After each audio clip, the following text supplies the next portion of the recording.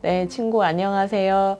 저는 김이연이라고 하고, 병원에서 환자 진료를 보고 있는 가정학과 전문의 의사입니다. 그리고 우리 친구들처럼 이런저런 어려움이나 궁금증이 있는 친구들을 종종 만나서 같이 이제 얘기를 나누고 상담을 하는 10대 여성인권센터라는 곳에서도 활동을 하고 있어요. 그래서 오늘은 우리 친구가 궁금해하고 힘들어하는 것 부분에 대해서 좀 얘기를 해보려고 해요. 네, 우리가 정말로 슬픈 일을 겪게 되면은 눈물이 막 펑펑 나고 눈물 콧물 나고 머리도 아프고 이런 증상은 이제 흔하게 겪는데 어떨 때는 여기 가슴 중앙이 꽉 조이면서 무거운 돌로 누르는 것 같거나 아니면 꽉 조이면서 이제 쪼그라드는 것 같은 아픔을 실제로 느끼거든요. 그랬을 때 이게 내가 심장에 문제가 있어서 그런가 이렇게 생각할 수도 있고 걱정이 많이 될 수 있어요. 실제로 옛날 사람들은 마음이 아플 때 가슴이 같이 아팠기 때문에 마음이 요 가슴 안에 있다라고 상정을 하고 생각을 했었거든요. 근데 이제 우리가 봤을 때 우리가 마음이 아픈 감정을 느끼는 것은 다 머리, 뇌에서 처리를 하지만 우리 뇌는 전체 몸과 연결이 돼 있기 때문에 연결돼 있는 어떤 신경의 작용, 그다음에 호르몬의 작용에 따라서 심장이 뛰는 박자가 빨라지기도 하고 혈압이 엄청 높아지기도 하고 확 떨어져서 쓰러지기도 하는 신체 변화가 나타나게 돼요. 그래서 그런 변화를 신체 반응이라고 하는데 너무너무 화가 난다든지 너무너무 슬프다든지 반대로 너무 기쁘거나 즐거울 때도 그런 신체 반응이 몸에서 실제로 나타납니다. 그래서 그 심장 근육을 확 수축시키기 때문에 그런 통증을 느끼는 경우가 많고요. 다만 이것은 감정에 의한 일시적인 현상이기 때문에 병이라고 보고 있지는 않아요.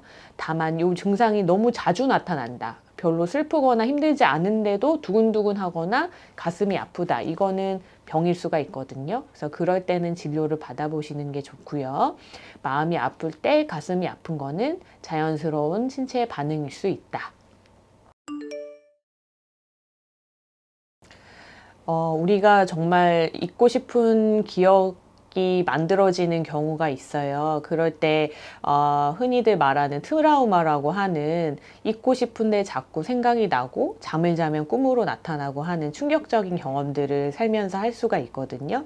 그런데 이제 그런 감정들을 내가 계속 가지고 가다 보면은 무거운 짐을 지고 계속 길을 걸어가는 것처럼 점점 더 시간이 지날수록 많이 힘들어질 수밖에 없는 것 같아요. 이전에 일어난 일에 대해서 적절한 대응을 하면서 나는 잘못이 없고 상대방이 잘못을 했을 때 그 부분에 대해서 내가 죄책감을 갖지 않으려고 연습하는 것도 굉장히 필요하고 그러기 위해서는 나의 그런 힘든 감정, 너무너무 슬프고 아프고 억울하고 이런 감정, 이런 감정을 조금 마음 밖에서 좀 꺼내놓고 밖에다 놓고 좀 지켜본다는 느낌을 가지면 좋다고 생각해요. 실제로 심리적으로 사용하는 방법인데, 내 마음이 이런 일을 겪어서 많이 힘들구나라는 그런 관찰을 스스로 하는 거예요. 이 마음이 너무 견디기가 힘들다, 이 짐이 지기 힘들다 그럴 때는 잠깐 좀 치워 놓으셔도 괜찮아요. 괜찮고 다른 일상생활, 즐거운 생활, 내가 좋아하는 활동을 하려고 노력하시는 것도 큰 도움이 될 수가 있습니다. 밤이나 새벽에는 보면 우리가 주변에 불도 다 꺼지고 소리도 다 잦아들고 세상이 대체로 잠들어 있잖아요. 그러니까 굉장히 조용한 환경이 됩니다. 그랬을 때는 이제 낮에 우리가 생활하면서 여러 가지 겪는 자극들이 많은데 소리 자극, 생각, 사람들 만나고 하는 것들이 많은데 밤이 되면 그런 것들이 다 고요하게 가라앉아요. 그랬을 때 내가 사실 마음이 힘들었던 것이 드러나 보이게 되는 거죠. 그래서 이게 간혹 가다가 어쩌다가 밤이나 새벽에 우울하다고 하는 거는 우리 감정이 풍부한 청소년들에게는 흔히 나타날 수 있는 일이에요. 그런데 이게 매일같이 특히 3주 이상 연속적으로 나타난다 그러면 그거는 조금 마음이 많이 힘들다는 사인일 수가 있어요. 그럴 때는 주변의 도움을 받는 것이 중요한데 마음을 터놓을 수 있는 친구도 좋지만 조금 더 믿을 수 있는 선생님이나 어른들을 찾아서 그 상담을 해보거나 너무 심각할 경우에는 내가 정말 죽고 싶다 이런 자살 사고가 들 정도라고 하면 굉장히 마음이 힘든 거거든요. 그래서 그런 부분은 도움을 꼭 받으시기를 추천을 드리고요. 개인적으로 좀 알리거나 이런 게 힘들다 그럴 때는 스스로 이제 그 짐을 덜어보는 노력을 해볼 수가 있어요. 그래서 제가 오늘 친구한테 좀 같이 나누고 싶어서 책에서 좀 구절을 가져왔는데요. 내가 이런 너무나 죽고 싶고 힘든 마음이 느껴질 때 이런 거를 해보면 좋다고 해요. 내 마음을 외톨이로 두지 않겠다고 마음먹어요. 낯이 익은 존재를 떠올려 보고 좋아하는 사람, 좋아했던 사람, 내가 선망하는 사람을 다 모아서 떠올려 보는 거예요. 기분이 굉장히 좋아지겠죠?